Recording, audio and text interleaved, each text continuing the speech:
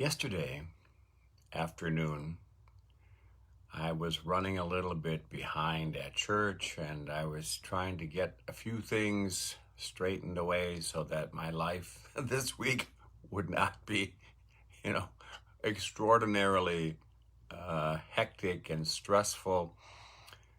And so I'm leaving mid afternoon, and there's a young, uh, maybe 12-year-old young black boy outside the door. And so as I came outside into the parking lot, and I said, "Hey, how are you? What, you know, what do you need?" And he said, "Well, actually, I'm wondering if you have Wi-Fi." And I said, "Oh, yeah."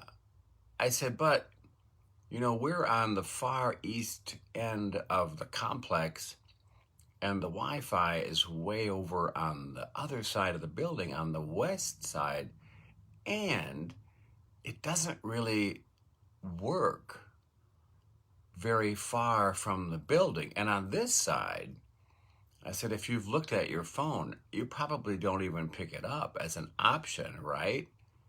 And he said, "Well, I didn't really want it for my phone because I don't have one." He said, "But I live over there."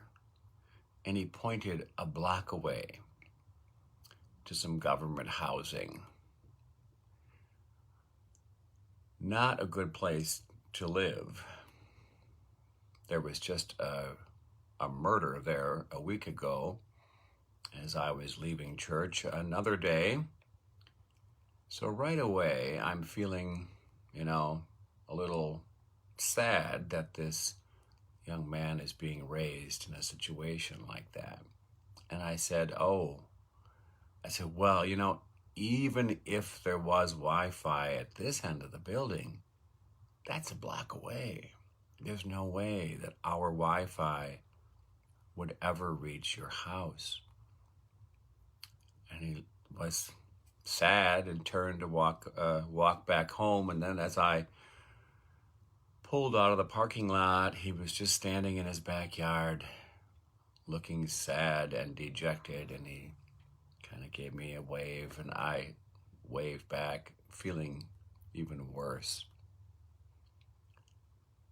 The inequity of this life, sometimes it's the little things that really bring that reality home to me. Wi-Fi, something I take for granted, something I do every day to do telehealth with clients. If I have a little glitch in my Wi-Fi, oh my God, it's the end of the freaking world. For some people, it's like a dream. So here we are in the third week of Lent. As a kid, I used to look at this Lent thing differently. Truth to tell, I always liked Lent. I like the liturgical cycle. I always got into it.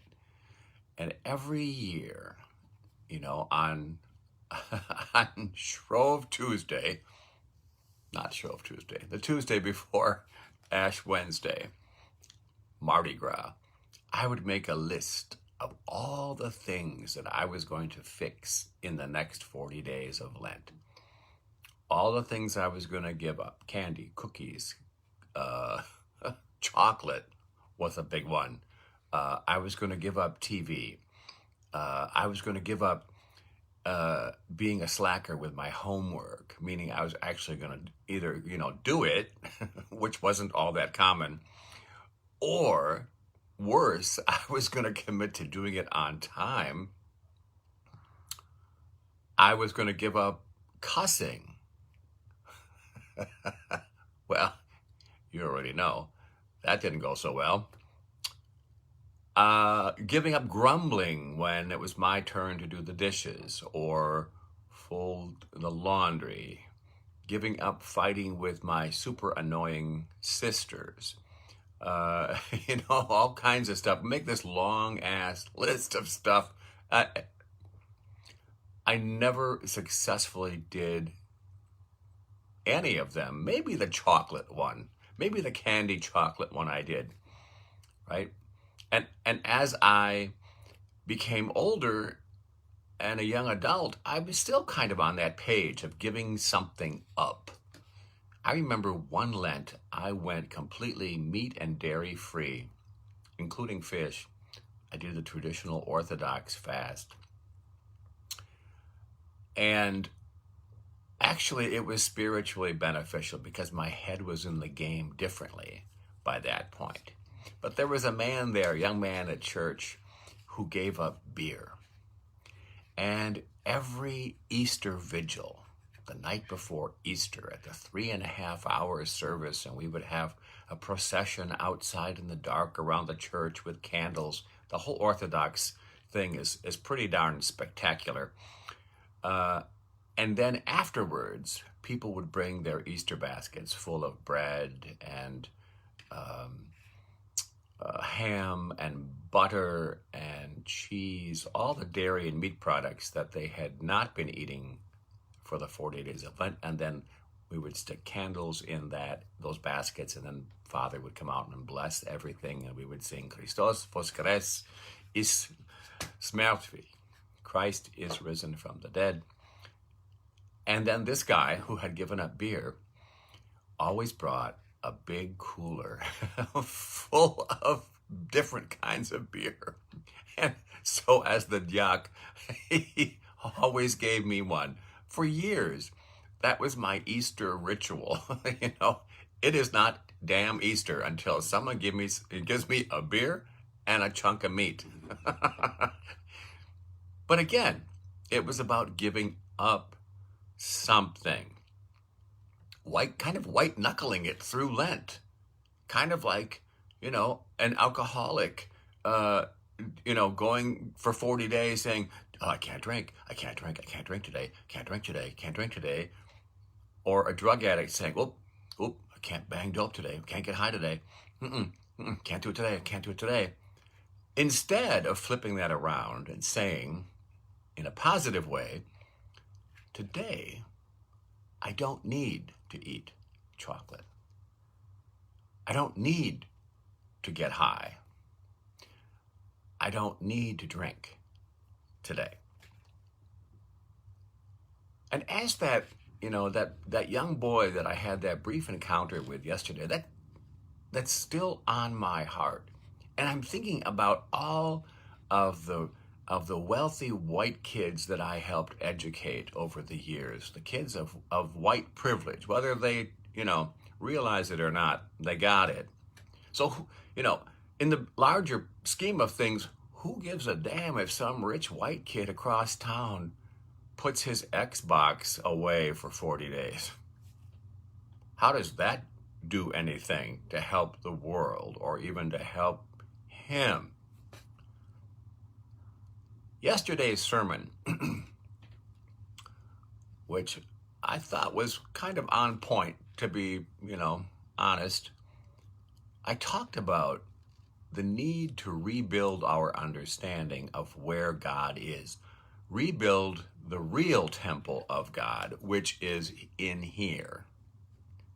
You can catch that sermon elsewhere on Facebook. It's still there under Holy Redeemer Old Catholic Community and Grace St. John's, if you're so inclined. But the punchline of the entire reflection yesterday was Jesus came into the temple at Jerusalem and knocked some shit around and threw some tables and chased out some animals, just like he wants to do in our hearts. Overturn some stuff. Get rid of some animals that are roaming around inside of us, creating chaos. In other words, we need to rebuild our idea of, what the temple of the living God looks like. It's us. Lent is a time of year to basically do some spring cleaning in the damn temple.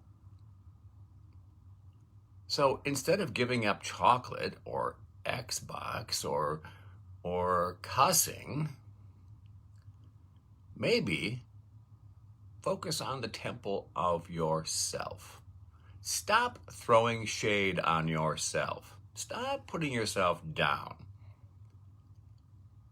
Stop insulting yourself. A lot of people I know say stuff to themselves that they would never say to another human being. Stop thinking and assuming bad things about yourself. You are the temple of the living God, for heaven's sake. Not, as Martin Luther liked to point out, we are not a shitty dung heap. We're not that. We're made in the image of God. And if you're going to give up something, maybe we could just, focus on cleaning the temple of our hearts and stop judging ourselves and others. Stop talking shit about ourselves and others. Stop having crazy expectations of needing to be perfect in everything before we can even like ourselves. That's the kind of crazy stuff that just clutters up that temple. But Lent is also, I think, more than looking for something to surrender or give up. We can choose to do something new. We can pick up something. Jesus picked up his cross. We could pick up a new habit, a new practice. We could meditate more. We could read things that are inspiring. Do more of that kind of reading. For those of us who like to write, we could journal more. Heck, we could choose to be totally honest with ourselves. Maybe some of us for the first time ever. We could choose to find new ways of connecting with God, praying, whatever you want to call it. We could reach out to the people around us, the people that we live with maybe, and get to know them a little better and be a little more supportive and see if there's a way we might be the presence of God in their lives. So instead of white-knuckling it through Lent, we could choose to look forward with some anticipation to a new level of awareness, to a different kind of spring this year. Like I said yesterday, it really is about choosing to live in love instead of fear. John 15, verse 9 says, and it's Jesus speaking to us, as Abba God has loved me, so I too have loved you. Remain in love. Drop the mic. So today, third Monday of Lent, let's look at the temple within.